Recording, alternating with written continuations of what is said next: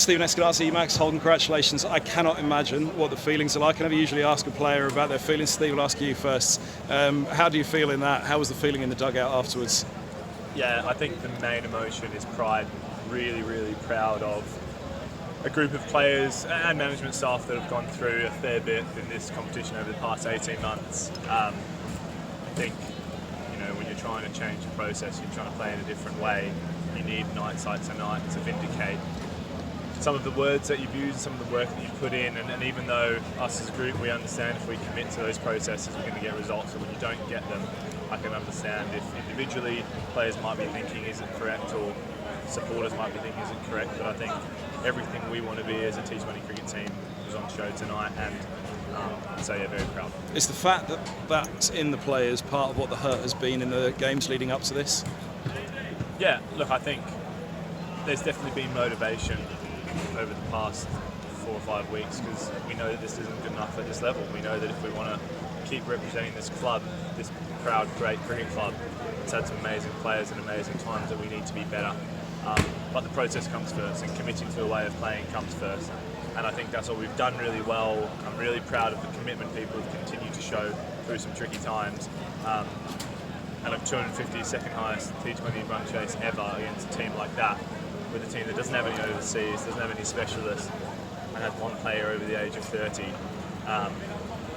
We may have over-celebrated there, but I don't really care. I think it's pretty special. Max, you scored a century in defeat, which obviously was a great individual achievement, but I'd imagine that was hurting that night as well, because it was a defeat. What does it feel tonight? Yeah, no, similar to Esky, very proud of the guys, and yeah, proud to be there at the end. It was a special feeling to be out there with David at the end, and when the winning runs were hit, the ground was very hard to come and win, and with what's gone before, it's I think the lads deserve a night like that. It's definitely, like Esky said, the guys have been hurting that dressing room for a few weeks now, and I feel like we've been building to a performance like that, and we are capable of performances like that, which is why, like you said, it is. It perhaps frustration the result before, but a special night to be involved, and great feeling. What were some of the moments you had? Imagine that ramp at the end from Jack Davis, extraordinary shot. Yeah, well, I felt like it was hanging in the air forever. I just felt sort of egging the ball on to go over.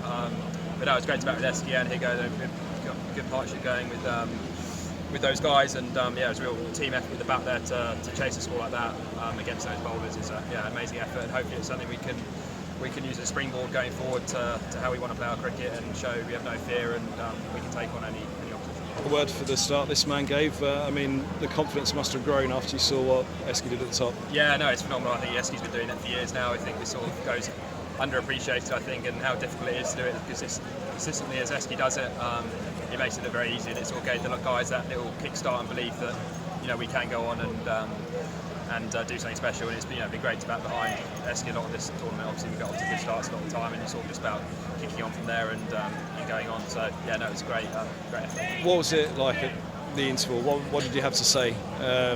Could you say anything really? Obviously it was a huge amount of runs to concede. The runners it's been on, you've got to lift yourself and go again. Yeah, I'll be brutally honest. Incredible frustration again. A little bit of embarrassment, and that's not a sledge win, that realising how difficult it was to bowl out there. But I still think that if we want to be taken seriously in this competition, there's a lot we need to do better with the ball, and I think that should be a challenge that our young guys embrace. But I knew, and I said just previously, we've been teasing a performance like that for a little while. Statistically, our batters are flying. As a team, our run rate has been through the roof every game, and I don't think we've been out of a game batting second at all.